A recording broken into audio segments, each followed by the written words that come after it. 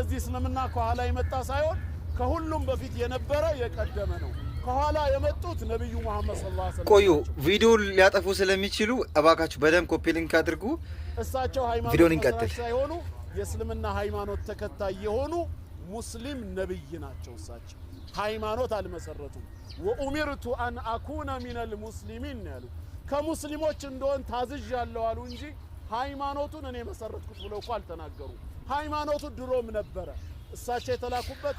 በነገራችን ላይ የኡስታዞች ውሸታቸው ለከት የለም፣ ግን የሚያምኑ ምእመኖች እኔ እንዴት ማስተዋል እንዳቃታቸው ግራ ነው የሚገባኝ። ለምን ካላችሁ ለምሳሌ ነብዩ መሐመድ በቁርአን 663 ላይ እኔ የመጀመሪያ ሙስሊም ነኝ ብሏል። ስለዚህ እሱ የመጀመሪያው ከሆነ እንዴት ነው የመጀመሪያው ሰዎች ደግሞ ሙስሊም ሊሆኑ የሚችለው?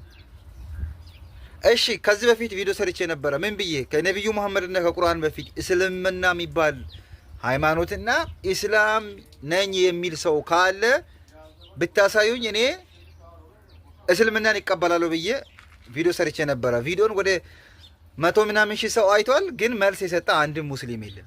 በነገራችን ላይ ጎግል ላይ ሰርች አድርጋችሁ who is find islamic ብላችሁ ሰርች ብታደርጉ የሚለው ምንድነው? እንደዚህ ብሎ ነው የሚያመጣው። በቃ አይን ያወጣ ውሸት። እስኪ ያሳዩን። በቃ ከፉከራ ውጪ እንዴ መስራቹ በሰባተኛው ሴንቸሪ ላይ የመሰረተው ነብዩ መሐመድ፣ እሱ ደግሞ ሲናገር እኔ የመጀመሪያ ሙስሊም ነኝ ብሎ መናገር። ከዛ ኡስታዞቹ ደግሞ አይ ከአዳም ጀምሮ ነበረ ስግጥ። አረ በዚህ ልክ መሰገጥ እንዴ! እውነታውን እንወቅ እንጂ የት ነው ያለው? አሳዩን፣ ግለጡን። መጽሐፍ የተሰጣቸው ሰዎችን አሉ የምትሉትን አምጡና እነዚህ እኮ በዚህ መጽሐፍ ላይ እንደዛ ብሎ ነበረ። የት ነው ታዲያ እነዛ መጽሐፎችም ያለው? የት ተቃጥሎ ነው? አረ በህግ አምላክ እንዴ! በዚህ ልክ ህዝቡን አታጃጅሉ። ኢየሱስ ክርስቶስ ያድናል።